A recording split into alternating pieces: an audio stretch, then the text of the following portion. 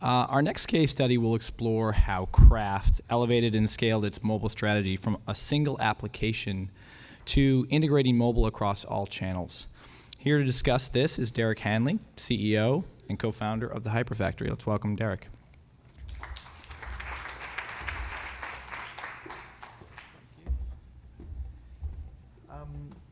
So, is this on? Good.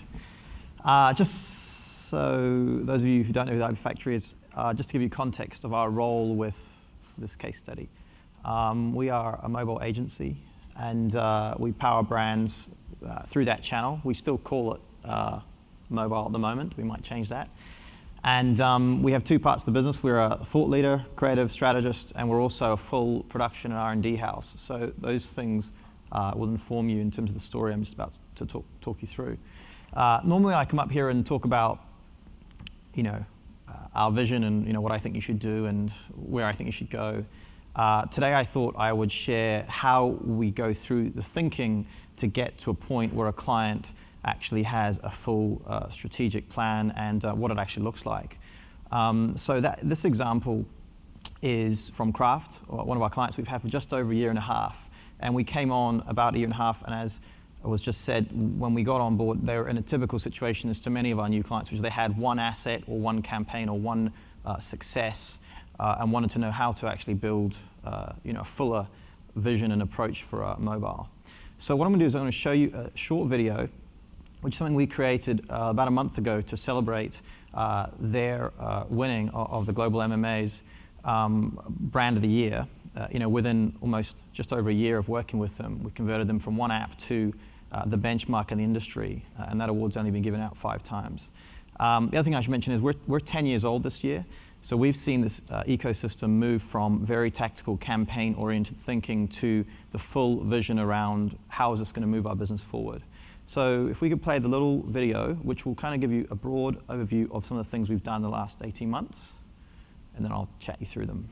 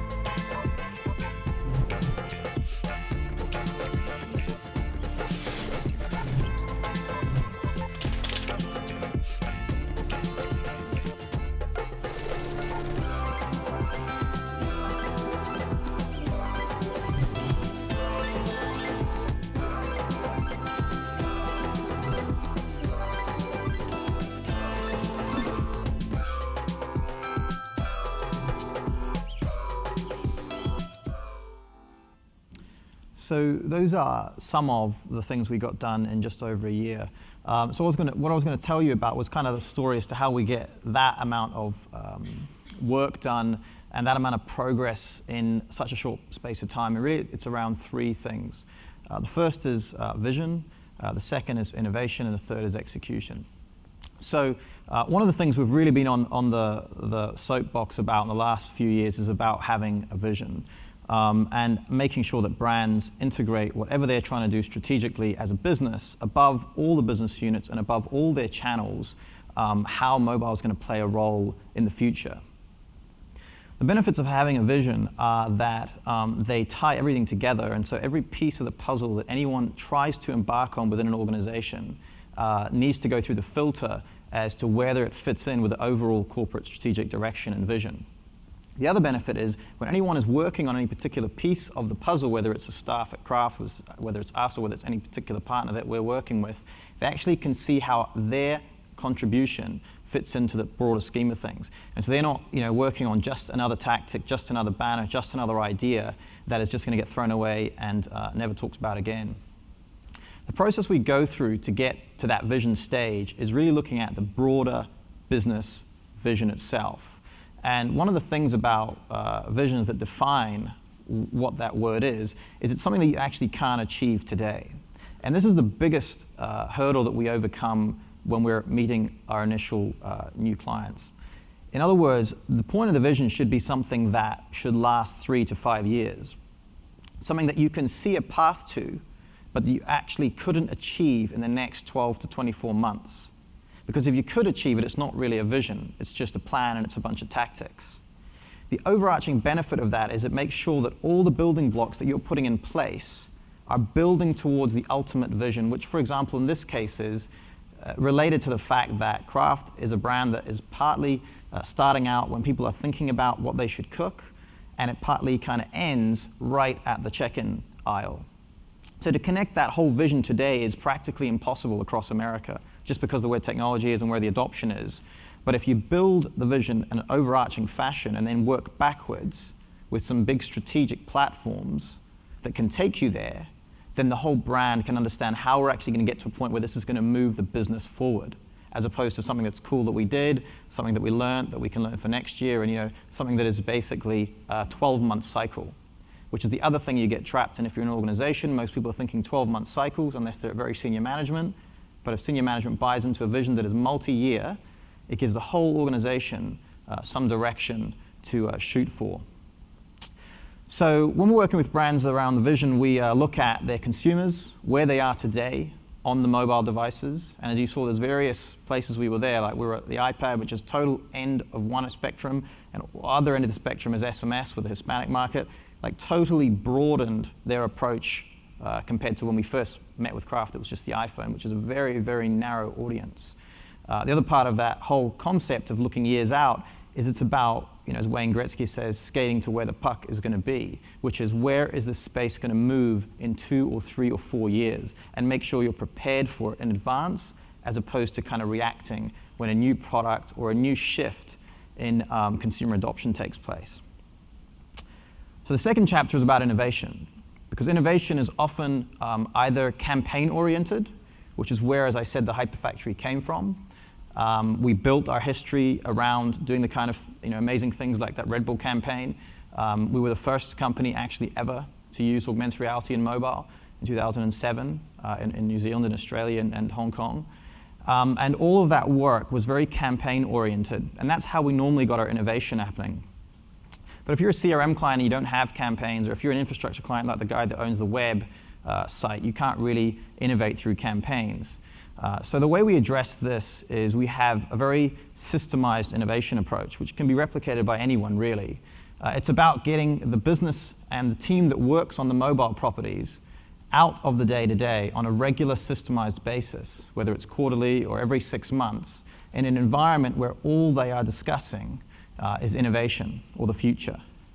And maybe it's only half a day or maybe it's a day, but the point is it extracts the day-to-day grind from where are we going to be in 3 or 4 years, and or what's the newest thing that's happening in the next year that we need to be ahead of or at least be learning about. So some of the things you saw there in terms of the innovation outputs were like the integration with the iFood app and shopping and the retailers' loyalty cards and couponing, stuff that's not really going to become mass market for probably 3 to 4 years, but we're still innovating purposefully and assigning budget and effort to address that. More technologically, you saw the HTML5 web app, which from our perspective is a big part of the future. So the sooner you learn about it, the more lessons we'll have to apply to our future mobile web strategies. So that web app looks like an app, but it's fully HTML5, and we built it in such a way that it almost broke the browser, and it's probably, again, not going to be mainstream for quite a while, but the lessons we learned from it inform us as we progress our mobile web strategy. So a couple of things about the innovation. It's about isolating it and creating a forum just to think differently. The second thing is making clever bets. So we do need to pick where are we going to go, because in mobile, everything changes consistently, and people get very distracted by the latest thing they've heard about. So whether it's check-ins or HTML5 or at the beginning of this whole cycle, I need an app and all that kind of stuff. Innovation needs to be thought of in terms of where do we genuinely believe it's important for us to know a lot about this topic in the future. And for us in the last 18, 24 months, 18 months ago, it would have been watch out, because by Christmas 2010, you better really understand what Android is. And if you don't, you're going to be left behind. This last 12 months, it's been about HTML5 and enhanced and rich browsing experiences, because in 12 to 24 months, that is going to be really, really important. I think it was last time I was here, Lisa, that someone got up on stage and said, next year Flash is going to be enormous, and I think I bet them something very big that it wasn't, and it isn't. So where you bet and where you place your innovation money is important, and it needs to be thought of, again, strategically, which is, again, how we try to help our clients. The last piece of the puzzle, so going from scratch to coming up with all of that stuff, including a lot of content, like the Big Fork, Little Fork iPad app, all that content was produced from ground up as well for the kids' parents app. The methodologies to get that much work done across so many different business units and with the client, with us, with everyone else, is something that requires a bit of science and a bit of art. So some of the things that might be interesting to hear are, first of all, again, similar to like the innovation, we split out projects from and project management from what we call program management, which is, in other words, someone looking out to the horizon and seeing how we're doing on everything that we're currently looking at, all the projects that we've got aligned for the next 6, 9, 12 months, and are we going to be able to continue to hit our roadmap? And then separating out the project teams, which are actually down there in the gutter and getting things out, day to day. And as much of a structure of that you can have enables the team to consistently see the horizon, but actually know what they need to do right in front of their face. That's one of the things we have tried, and trying to keep that consistent is very difficult. The second thing is incorporating different partners. So our role as a guardian, we're innovation, we're strategists, we also produce. But if you, again, look at the breadth of all that stuff, to have a specialist shop that's able to do all of those things, plus, for example, augmented reality or check-in points or scanning barcodes, it's virtually impossible, right? It's virtually impossible for anybody to know how to do all those things in mobile.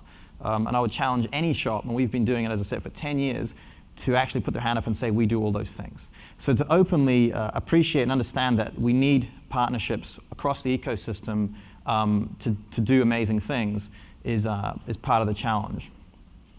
The third piece is, I guess, how much the client has in staff. And we have a very broad range. Some of our clients are actually building enormous teams because they see it as being something they need to own eventually. And our role is to help them kind of get there and fill the gaps. Whereas some of our clients are doing almost as much as that, and there's only 2 of them, in which case you need to structure it totally differently. So I guess in closing, what I showed you was really the result of 12 to 18 months of a brand that was committed to mobile, starting from almost a standstill to a point where, as I said, recognized as the benchmark. And those three things played a key role in that. So that's vision, the way you think about innovation, and how you set yourself up to execute. Thanks, guys.